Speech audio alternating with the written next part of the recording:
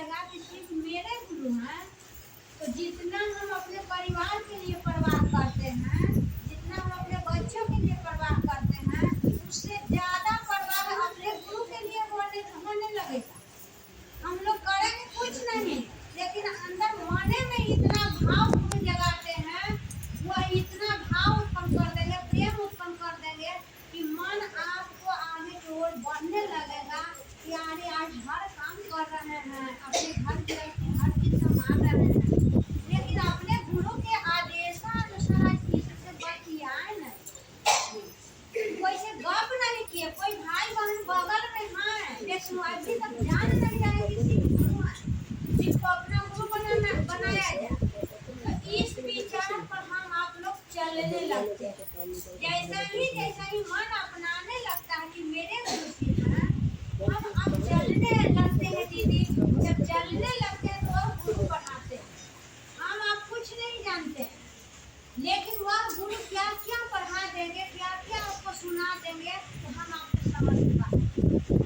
तो दूसरा सूत्र इसीलिए साहब कहा कि दूसरे को बताने का कोशिश कीजिए, प्रयास कीजिए, क्योंकि दूसरा सूत्र साहब पहले से ही करते थे, पहले से साहब शीशे बनाते थे, कोई सूत्र नहीं करते, शीश बनाते थे। लेकिन जब ही उनको महादेव के जब आदेश आया कि हरिंद्र जो तुम करते हो दूसरे को करने के लिए कहो, तो वही दूसरा सूत्र दीदी आज हम आपके जीवन में दिए हैं साहब कि मेरे गुरु शिव में आपके भी हो सकते, लोगों को बता दया मांगने के लिए वो मन में अनुभूत किए। जब महादेव को मिठाई खिलाना हुआ तो वह महादेव के मात्र इतना ही कहे कि बूढ़ा हो इज्जत रखे, और वह मिठाई वहाँ खाए, वहाँ महादेव खाए, और वह पंडा को विश्वास जगा, पंडा लोग भी गुरु बनाए जो शर्त रखे थे, मैंने लंबी कहानी है।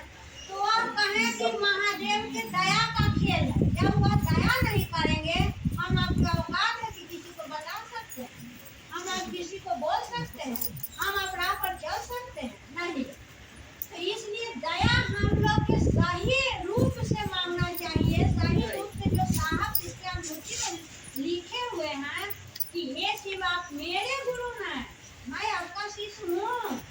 जैसा ही कहते हैं कि मेरे गुरु हैं, वह गुरु काम को कर लेते हैं, लेकिन जैसा ही यह शब्द आता है मन में कि मैं आपका शिष्य हूँ, तो शिष्य का भी कर्तव्य होता है भाई बहन अपने गुरु के आदेश पर खड़ा रहना।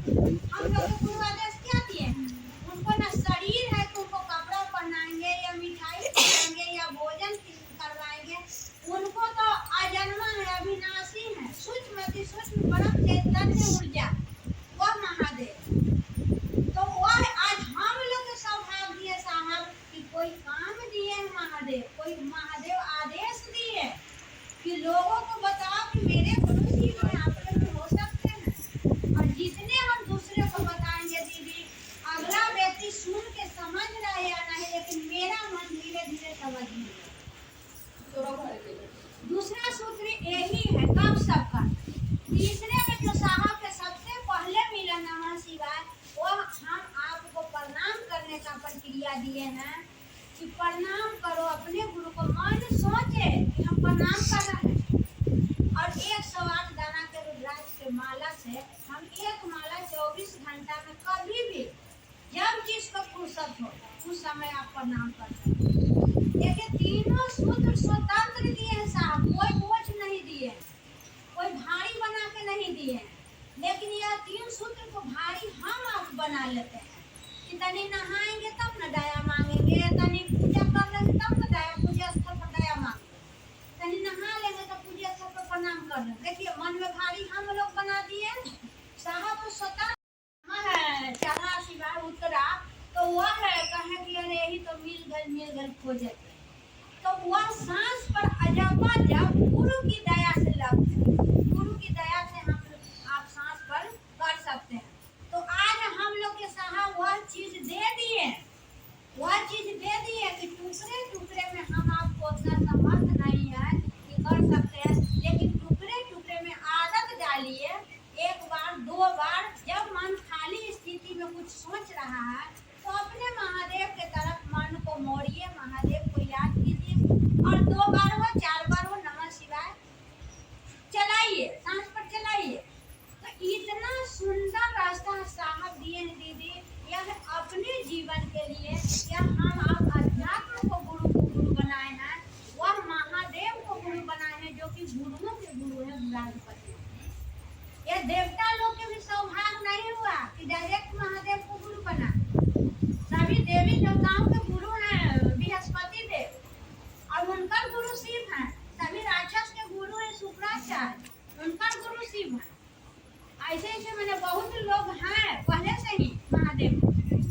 गिने चुने। आज हम लोग के साहब सौभाग्य दे दिए कि डायरेक्ट शिव से जुड़िए, शिव को अपना गुरु बनाइए। जब अपना के बोध हो जाएगा दीदी तो कभी हम आपको कहीं दिखाई नहीं होगा, हम आप अपने गुरु के आदेश पर चल पड़ेंगे। देखिए आज बड़ी सौभाग्य की बात है, बड़ी खुशी की बात है। ऐसा तो खुशी तो जब महादेव को गुरु बनाने का सौभाग्य दिए साहब, वही खुशी खुशी उससे बढ़ के तो हर चीज में खुशी है। लेकिन आज के दिन साहब के शादी के सालगिरह है, तो दीदी हम आप उनके शादी में हम आप क्या गिफ्ट दे सकते हैं, लेकिन जो उनको आदेश है उसके लिए हम आप जरूर दया मांगे कि सरकार यह सौभाग्य दिए हैं कि आज 22 मई के साहब के शादी के सालगिरह है, तो ऐसा सौभाग्य दीजिए कि आपके शादी के सालगिरह हो हर दिन तो उनके आदेश पर चलना।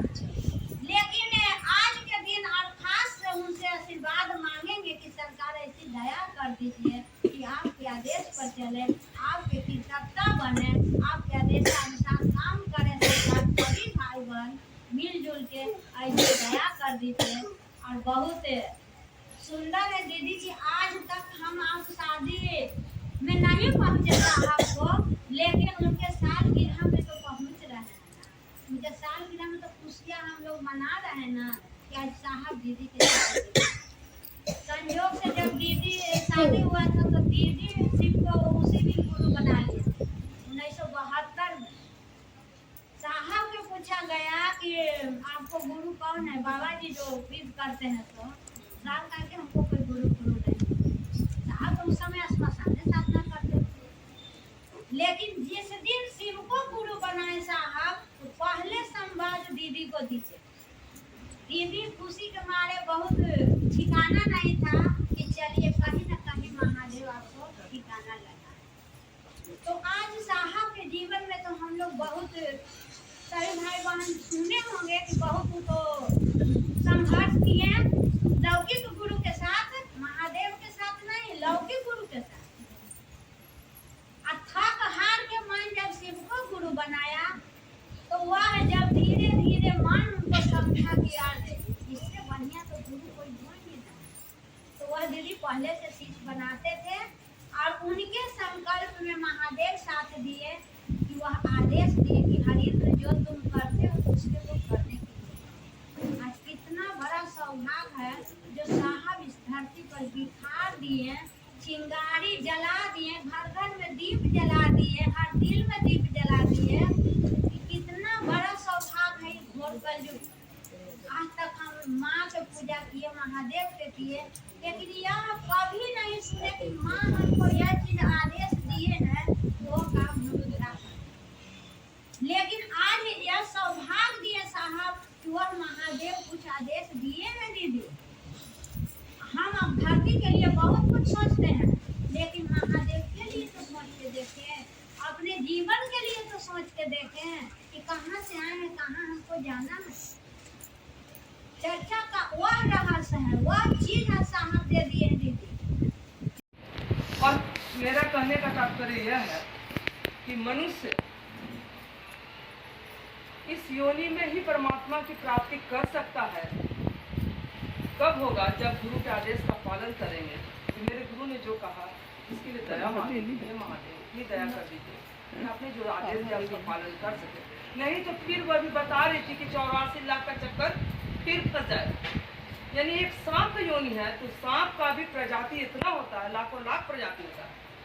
उतना योनि को पार करके तब मनुष्य योनि पार करते 84 लाख। समझ रहे कितना भ्रमण कर रहे हैं, उसके बाद इस मनुष्य योनि में आए हैं और इसी में परमात्मा की प्राप्ति। अगर यहाँ चुक गए तो फिर हम लोगों को 84 का चक्कर लग जाएगा। और इसी योनि में मेरे महादेव, मेरे शिव, मेरे साहब दीदी आए और हम लोगों को बताएं कि तुम जब तक कुछ नहीं करना है, चलते फिरते कहते हैं ना, पहले ऋषि मुनि को हाथ पैर में घास उग जाता था, काई लग जाता था, फिर भी परमात्मा की प्राप्ति नहीं होती थी, उनका दर्शन नहीं होता था। कंदराओं में, गुफाओं में, पहाड़ों में जाके उनको दिन रात तप करते थे, तपस्या करते, तब कहीं उनको परमात्मा की प्राप्ति होती थी, मिलती थी चाहे ना मिलती थी। लेकिन आज हम लोग सारे घरेलू काम करके गृहस्थ जीवन का भी पालन कर रहे हैं और उसमें गुरु कार्य कर रहे हैं। ये कितनी बड़ी दया है, मेरे साहब ने कितनी बड़ी दया की कि एक नाचीज को जो हमको उस लायक एकदम कुछ नहीं है उस लायक, एक पत्थर को भी कहते हैं ना, बार बार मार मार कर भी बता रही थी, पत्थर को मार मार के उस लायक बनाया था, तब उसकी पूजा होती है। वही पत्थर में पैर रख के जाता है कोई मूर्ति की पूजा करने, तो जिस पत्थर में पैर रखता है वो बोलता है रो रो के, हे पत्थर तुम्हारा नसीब क्या है कि तुम्हारी पूजा हो रही है, और मेरा नसीब क्या है कि मेरे ऊपर पैर रख के जाता है तुमको पूजा करने।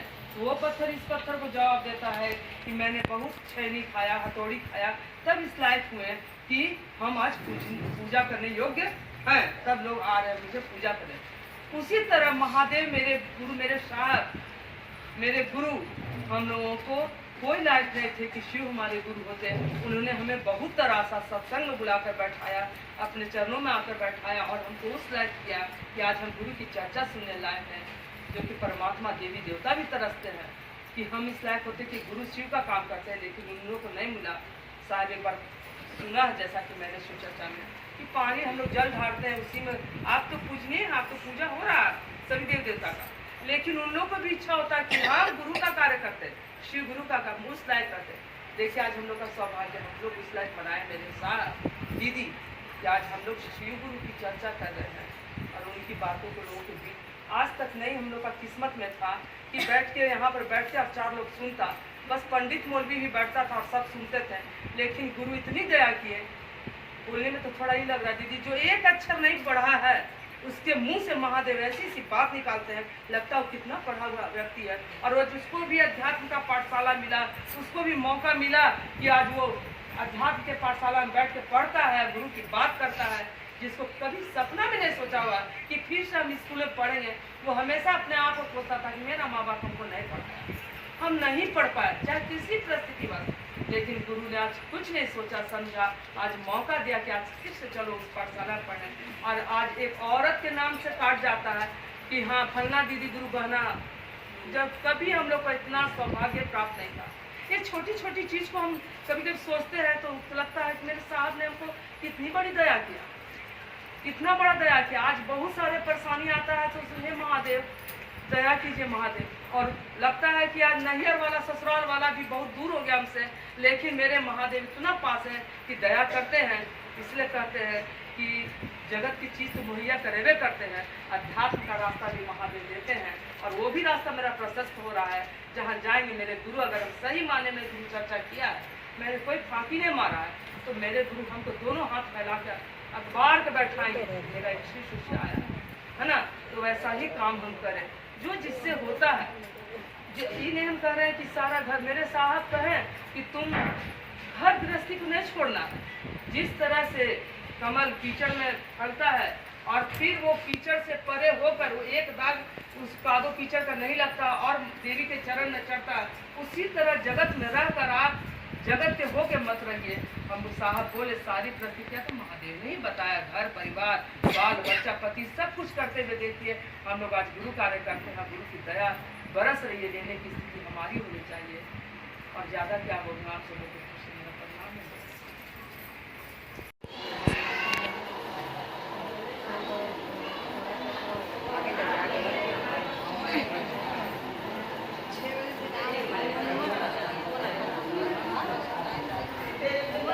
शांति बनाइए दीदी।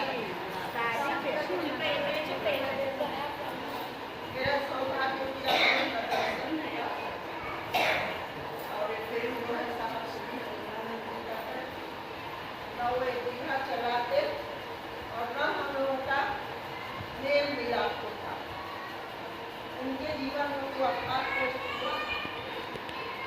सभी लोग जानते हैं, लेकिन हम लोग के जीवन में फूल खिला कोई किसी को नहीं जान रहा है, फिर भी जो है सम्मानजनक सम्मान पूर्वक नजर से देख रहा है कि मेरे गुरु बहुना है, मेरे गुरु है। ये किसका देन है? ये साहब दीदी का देन है। साहब कहते हैं ना कि पापड़ बेलने में हमको कष्ट हुआ था, लेकिन आप सेक के खा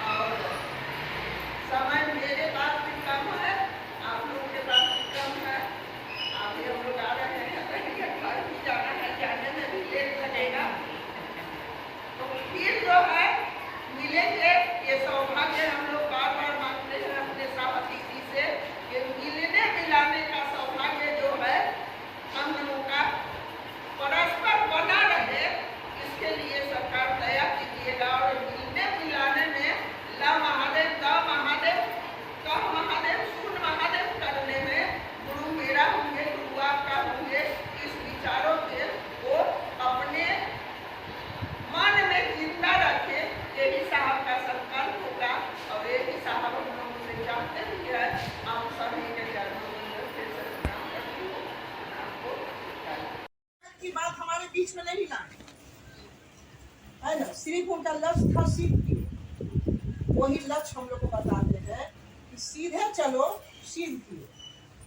हम लोग यहाँ पर जगत के आकर्षण सामने रख करके गुरु चर्चा करते हैं। कारण है कि व्यक्ति बनना चाहिए, नहीं बन पाता। हमारा ये चीज पूर्ति हो जाए, हमारा वो चीज पूर्ति हो जाए, हमारा ये चीज पूर्ति हो जाए। साहब सीधे कहें कि लोगों को खुद शिक्षित बनो और दूसरे को शिक्षित बनो। तो बात तो है, शुरुआती में तो बहुत सारी स्थिति हम ही भाई बहन में था, हमें भी था कि हमारा ये चीज पूरा महल दया करिए, ऐसे हो जाए, ऐसे हो जाए। लेकिन जैसे जैसे इस रास्ता पर चल रहे, जो साहब की सोच में, साहब के उपदेश पर चलते रहिएगा। आजू बाजू कुछ भी हो, कुछ भी करें, उस पर ध्यान नहीं देना है। हमारा इस मंदिर की ओर जाना है तो चलते रहना है, तो स्थिति फिर अपने आप परिवर्तन आ जाए। ये जो हमारे अंदर जो प्रक्रिया है, हर चीज जगत के आकर्षण फंसा हुआ जीवन में धीरे धीरे कम होने लगा अपने आप के। भी गुरु है मेरे महादेव, हर वाणी से हर किसे सुधारने वाले मेरे साहब। एक वाणी से हम लोग तरह से विजान पत्थर को उन्होंने छेनी हथौड़ी से लेकर के रच रच के हम लोग को शीश कैसे बने उस लायक मेरे साहब ने बनाए। तो उनके वाणी को अपने ध्यान में रखें। और यहाँ रहने का नहीं है, साहब का रहना नहीं है, यहाँ के हो के मत रहो, यहाँ के हो के मत रहो। यहाँ आखिर हमने कर्म में तू लोग में है, जो अपना कर्म है वो कर्म के लिए करके आए नहीं दुनिया में, है ना। तो यही के होकर हम रह गए, यही में फंस कर रह गए। अब चले थे सुख के तलाश में, लेकिन दुख का मूर्ति हम लोग बांधते चले। आज मेरे साहब कहते हैं यहाँ रहो जगह में हो के महत्व रहना यार, यहाँ बड़ा कष्ट, बड़ी टेंशन है ना। तो ये पानी से तो हम लोग तलाश किए हैं, बस उनका कभी भी कोई मुसीबत, कभी भी कोई परेशानियां आए, अपनों से गैरों से कहीं से भी, बस साहब ही याद, उनकी वाणी को याद, बहुत हिम्मत मिलता है, बहुत बल मिलता है। कि जब साहब कहते हैं कि महादेव भी आएंगे धरती पर तो भी जगत का, तो जब उनके साथ कैसा कैसा स्थिति आया, लेकिन उनका मन कभी डगमगाया नहीं, सीधे मंजिल की ओर चलते चले गए। और सारी चीज को माने कठिनाई से कठिनाई स्थिति को उन्होंने संवारा और हम लोग को सुंदर और आसान फूल बिछा करके हम लोग रास्ता दिए। नहीं मेरे भाई बहन चलेगा तो कांटा गर्म है, ऐसा नहीं कि नहीं चल पाएगा पीछे। तो उन्होंने कांटा तक कभी चुने और चुन करके हम लोग को फूल बिछाए, सीधा राजमार्ग बना कर दिए। और चले एक जगह ऐसी बोला गया है, कहना कहीं चाचा कि साहब वो तो पहुंच गए, वो तो पहुंच गए महादेव के पास, अब कहावेंगे साहब आप यहाँ से ले जाए, आपको स्वयं शिव की ओर चलना। तो उस पर बताया जब मंच मिला बात रखा गया कि साहब तो वहां पहुंच गए। तो साहब कहते ना कि जाओ शिव की ओर, हम पहुंच गए, अब तुम भी जाओ शिव की ओर। मेरे साहब याद वो जानते हैं कि हम निर्बल कमजोर शिष्य है, अभी पावर नहीं है, कोई स्थिति में हम पहुंच जाएंगे। इसलिए साहब कहें आओ चले शिव। अगर वो वहीं रह जाते तो शरीर ना है कि हम दिल्ली गए तो दिल्ली को होकर रह गए, बॉम्बे गए तो बॉम्बे को होकर रह गए, वहाँ पहुँच गए वहीं रह गए, ये बात तो नहीं है। तो जब हम ही लोग कहते हैं कि साहब शिवलिंग तो शिव तो हर जगह पर, तो साहब भी हर जगह पर है, वो अलग है कहाँ। इसलिए हर भाई बहन के पास मेरे साहब दीदी खड़े हैं, और कहते हैं आओ चले सीख। तो हमको सहारा दे करके हाथ पकड़ करके भेजा, हम लोग चलना चाहते। जहाँ से लौटना हमारे लिए बहुत ही मुश्किल था, बहुत मुश्किल। दुनिया का कोई पूजा, कोई तीर्थ धाम नहीं बचा जो हम लोग कोई आत्मा की एक बार परमात्मा के हाथ से 84 धरती पर आया, जो अभी वापस इस आत्मा को विराम नहीं मिला। और यहाँ आकर के हम एक मकड़ा के जाल के तरह, जैसे एक मकड़ा है कि अपना जाल को बुनता है, बुनते बुनते बुनते बुनते उसी बीच में भूख प्यास से सूख कटा के फंस के रहता है, अपना रास्ता स्वयं बंद कर लेता है, नहीं निकल पाता। उसी तरह से हम इस दुनिया में आए थे, क्या करना था, क्या सोचना था, कहाँ जाना था, ये सारी स्थिति को हमने भूल गए और अपना मोह माया काम क्रोध द्वेष ईर्ष्या ऐसा जाल बुना, उसी में हम फंस के रह जाए और कोई रास्ता नहीं सूझ रहा है कि मेरा शांति कहाँ से मिलेगा, मेरा जीवन का कल्याण कैसे होगा। सुख की तलाश में हम लोग अनेकों पगडंडी पर चले गए, हंसते चले गए, लेकिन हमारा जीवन का उद्धार का कोई रास्ता नहीं। और पता नहीं अगर मेरे जीवन में मेरे गुरु की दया, आज मेरे साहब दीदी नहीं आते तो अब का स्थिति क्या होता, सोच करके कभी कभी मन बड़ी घबराता है, डर लगता है कि अगर ना आते तो हम लोग अब तक में क्या स्थिति में, कहाँ जाते, पता ना अति से और अति बदतर हो जाता है। लेकिन मेरे जीवन में मेरे साहब और दीदी माँ आई,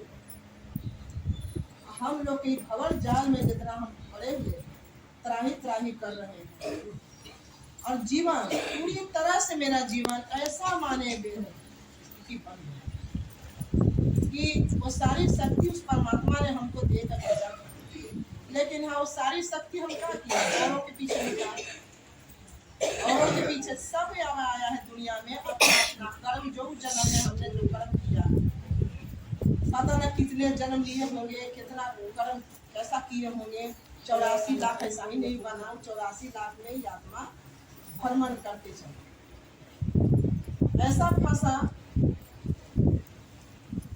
अब ये हमारे जीवन में जब मेरे साहब आए, तब उन्होंने देखा हमारी स्थिति, आज हम लोग के जीवन में वो गुरु कहते ना कि उनके कोई चीज का कमी नहीं थी, गीता दी कितना पानी से समझाए, उनके जीवन में कोई चीज का कमी नहीं था। हम लोग तो अपना लिए सोचते हैं, अपना चीज पूरा हो जाए दुनिया करनी है, अपना लिए सोचते हैं, लेकिन मेरे साहब ने ऐसा नहीं सोचते। सारी चीज का फैसिलिटी उनको रहते हुए भी कहता नहीं कि जब परमात्मा धरती पर आते हैं तो उनका लीला अजब गजब, राम के रूप में आए तो उनका लीला अलग, कृष्ण के रूप में आए तो उनका लीला अलग, आज मेरे साहब के रूप में आए इस धरती पर उनका लीला, तो इतना लीला करते हुए, और जब उनको जीवन में पता चला कि हमको सीखने के लिए, चमत्कार सीखने गुरु की जरूरत, बस उस यात्रा में जब चले तो चले, पलट करके पीछे करते, और उस रहस्यमय दुनिया से उस महादेव को ला करके हम लोग के बीच में, कितने आए कितने गए, साहब के बानी सुने थे, शुरुआती दौर में साहब के बानी सुने थे कि महादेव का तो कहे थे कि हरिंद्र कितने आए कितने गए, लेकिन कोई ये नहीं बताया कि गीता में बताए कि साहब चले थे शिष्य बनाने, जब पूछे महादेव की करते क्या हो, ये नहीं कहे कि मैं मजिस्ट्रेट हूँ, या लेकर के हम लोग इतना बीघा जमीन है, हमारा ऐसा मकान है, हमारा परिवार है, हमारा ऐसा काम है, कभी नहीं। कोई भी जगत का कोई भी आकर्षण, कोई भी स्थिति को उन्होंने सामने नहीं लाया, एक ही चीज का है कि सीता शिष्य बना, जब शिक्षाशीष बनाने की बात कहे तो महादेव लोगों को समझा कि जो करते हो दूसरे को करने दो। बात तो बहुत सारी हुई, उनका बात नहीं है, जो करते हो दूसरे